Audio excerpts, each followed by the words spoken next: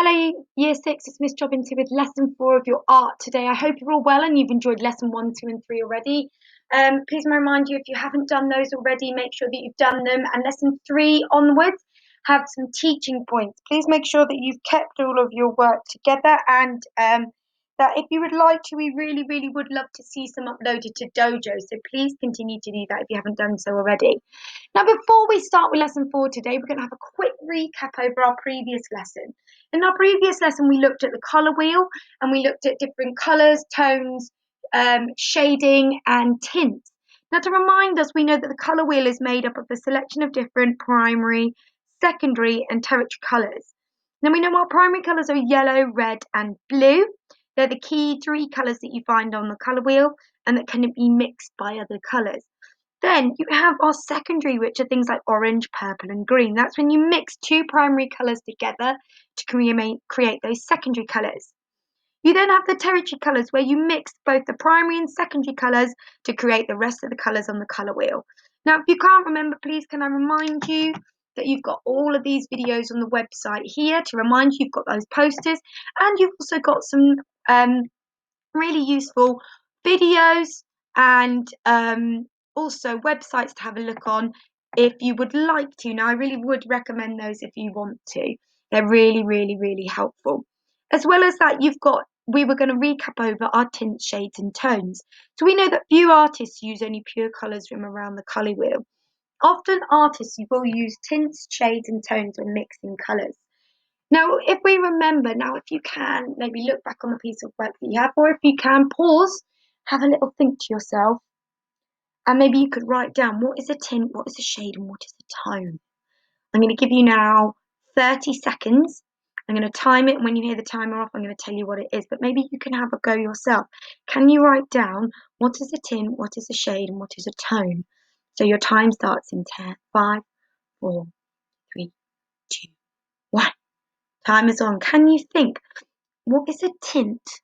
What is a shade?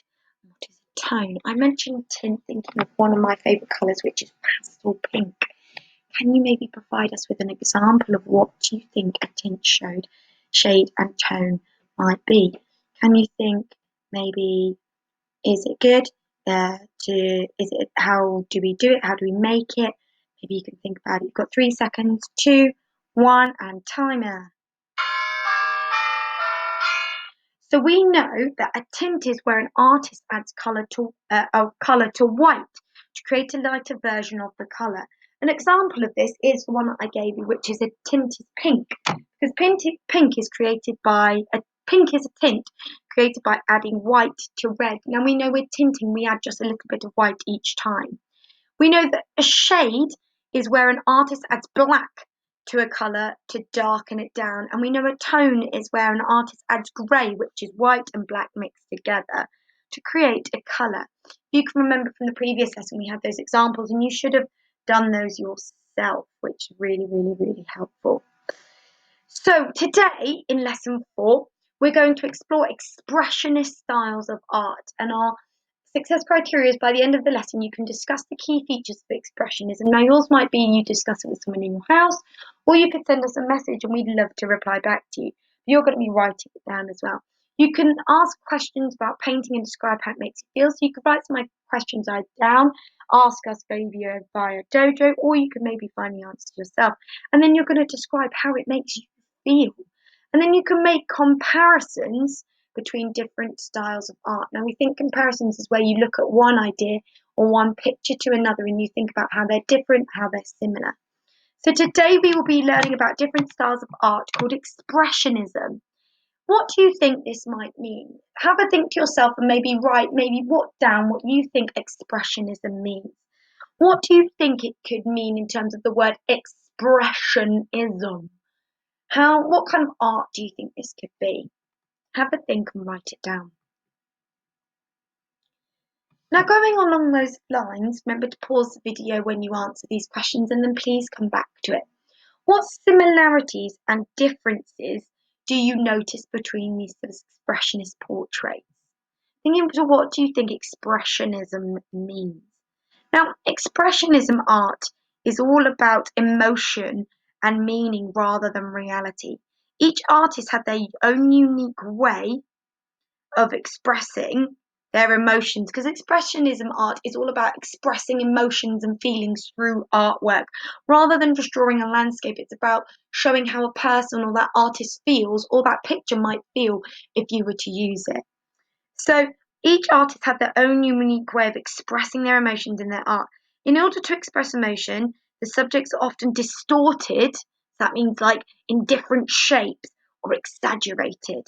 At the same time, colours are often vivid and shocking. So can you have a look at these pictures? What similarities, maybe write one column, the similarities you notice in each of these pictures, and what differences do you notice? So similarities, what are the same, and what differences, what are different to each of these pictures?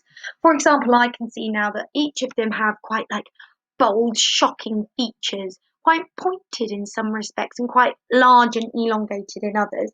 Whereas the difference is you could see that some are maybe use different artist techniques, such as maybe oil paintings, shadings, tints, tones. Could you think about some of those? Remember to pause this video and make some notes and take a picture of it and add it to Dojo.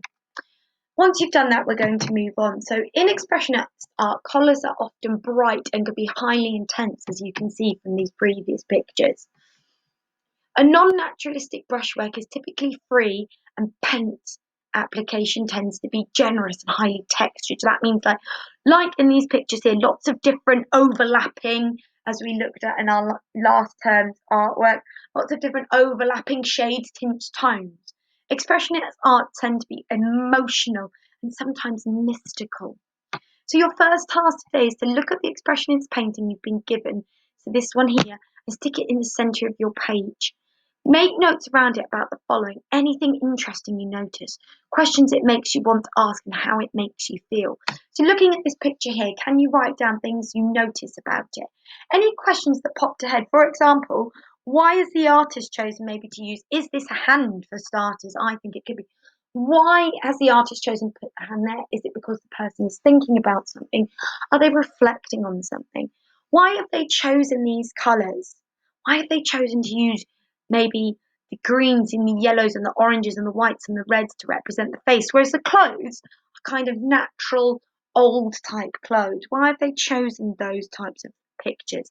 How does it make you feel? For example, when I look at this picture, it makes me feel quite warm in terms of the shading in the background and the shading here, but in other terms, it makes me feel quite sad and sort of on edge because of the person's facial features. They don't look like a happy person, they look like they're reflecting or thinking of something. Can you write in sentences or maybe just notes around this picture?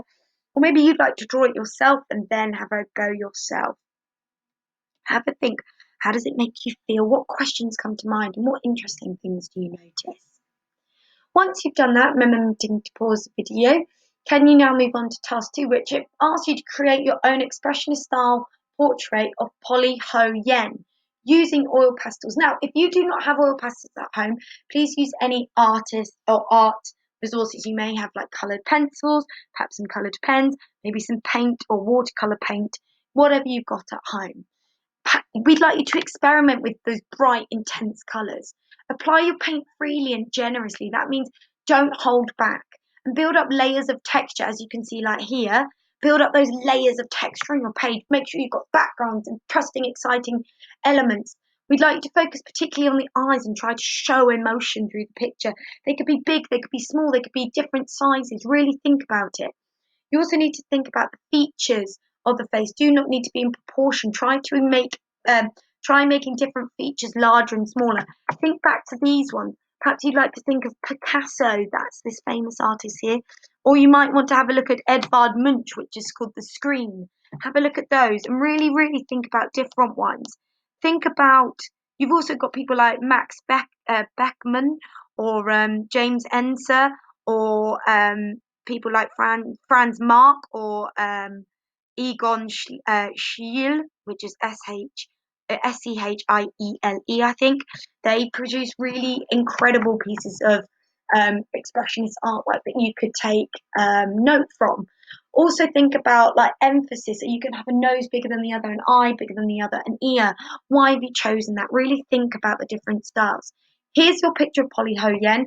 We'd like you to use all of these key elements and all of these here to support you in your artwork. Perhaps print them out and really think about it. Good luck and have a go, and we can't wait to see them. Upload them to Dojo, and we really look forward to seeing them. Have fun. See you soon. Bye.